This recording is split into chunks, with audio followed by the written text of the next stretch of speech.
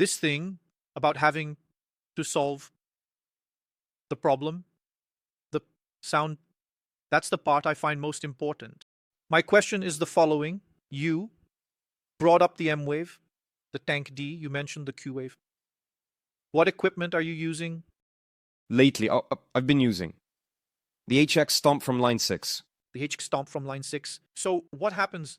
Everyone... The set is kind of hybrid. The set is kind of hybrid. I'll get back to it later. Okay, cool. But basically you're putting the digital in there, right? Yeah, HX Stomp. It's the center of operations there, as I say. And there's one more drive pedal. That's it, my set. Got it. That's all. I even have a picture of it here. It's worth showing.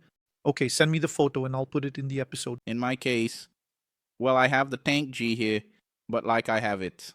But you had another one. So what happens? I have the Tank G, but it's still in the testing phase. I've had it for about a month and I've been quite pleased with it. But what have I been using for 2 years now? I've been using a Mua pedal board, which is the GS150 model, which is a model... Which was the one you brought when we recorded the courses on... Yes, exactly. We recorded the Lick, Rock, and Blues courses and you had it with you. That was it. So what happens... It's a pedal board that, within the Moore line, if I'm not mistaken, the pedal boards range from 100 to 1,000 nowadays, which is the most current.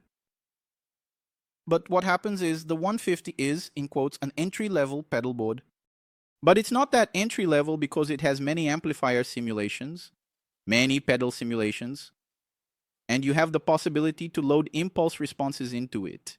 That changes everything, right, man? That changes the game. Yes, and I'll even take the opportunity to talk a little about why I bought this particular pedal board. Until 2021-22, I was using an MS-70 from Boys. I used this pedal board for almost 10 years. It accompanied me on many gigs. I did. But what started to happen? It started, a lot. So what happens here? It started having a lot of problems. The cost to repair it wasn't justified. So I thought, I'll probably need a new pedal board. And I was already starting to pay attention to the impulse response technology for guitar. It was something I was researching. It was a turning point.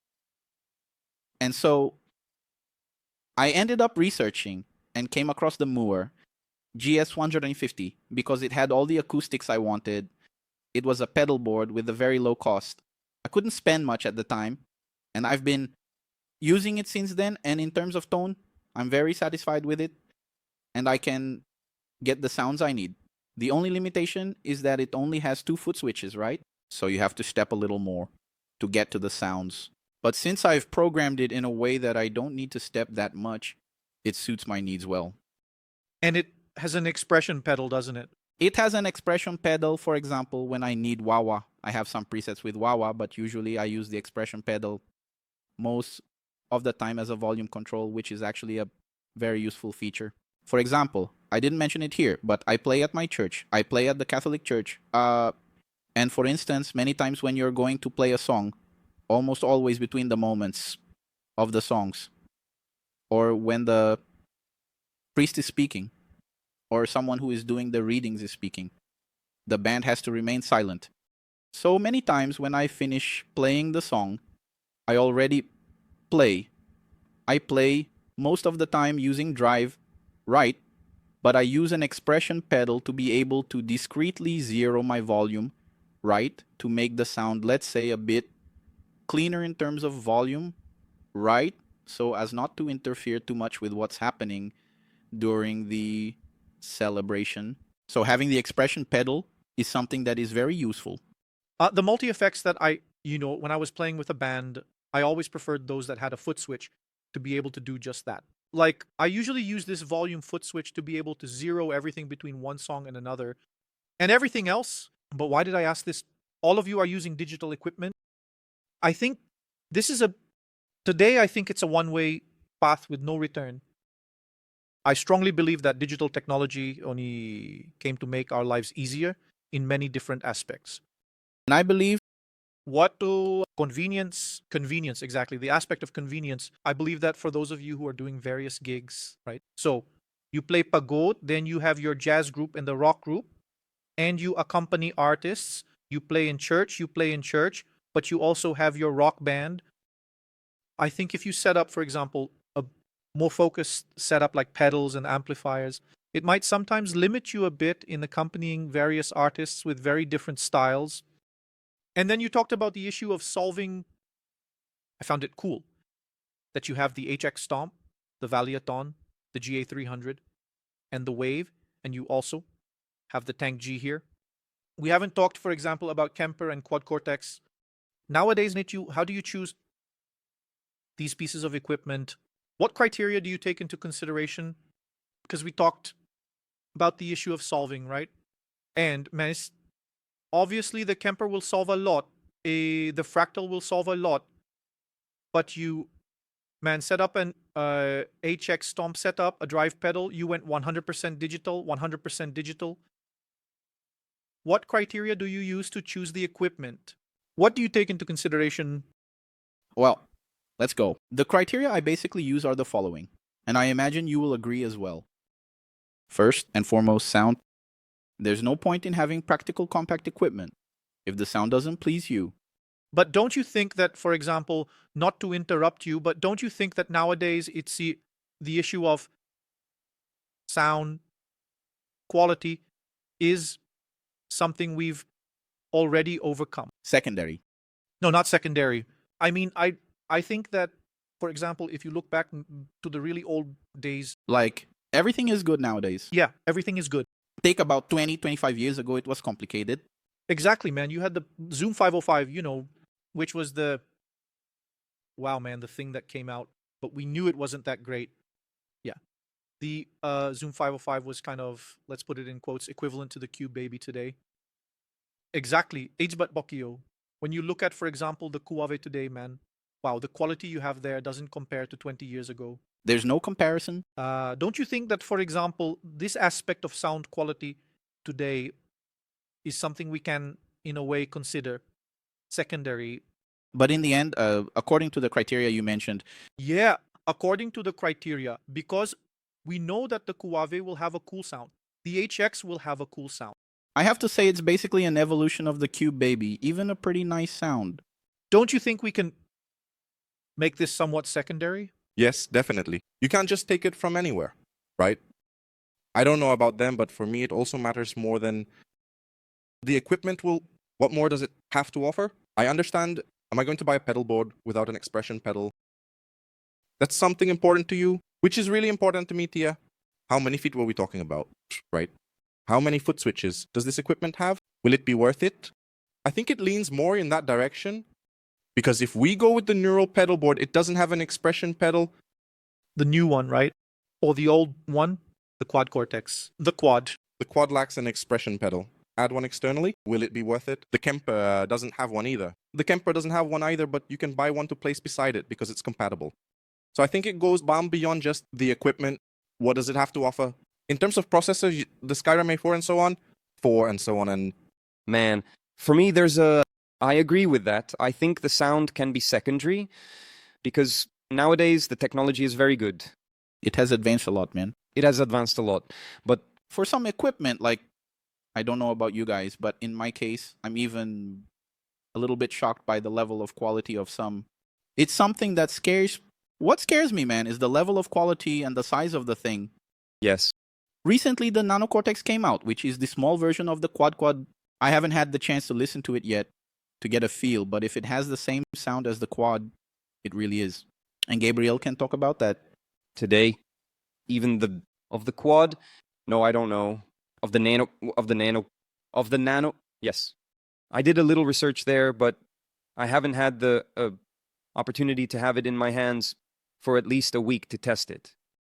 But one thing that I think makes a big difference, at least in my opinion, is the operating system. I think the operating system is something that completely changes the game, how you handle it, how quickly you can get your sound right on stage.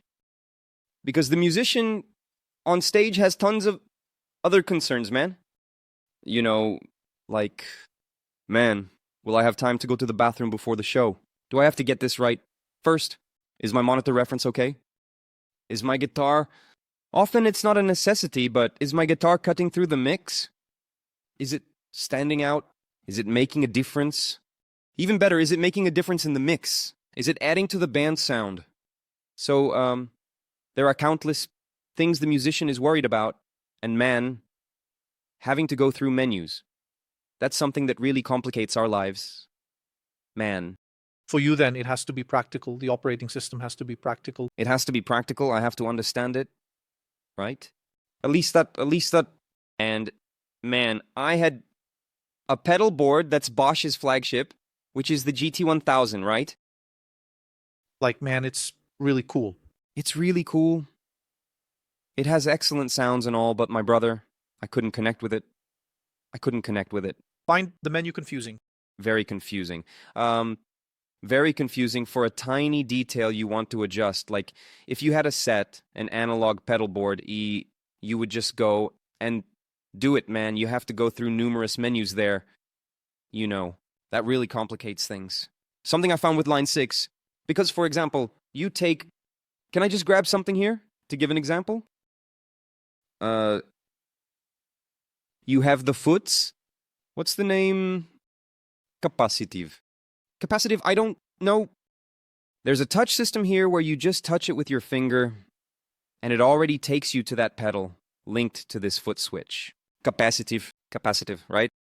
When you go there, then you use the knobs to change the settings you want. So I found myself, because it feels like a digital experience that resembles an analog pedal board experience, which is something I really value.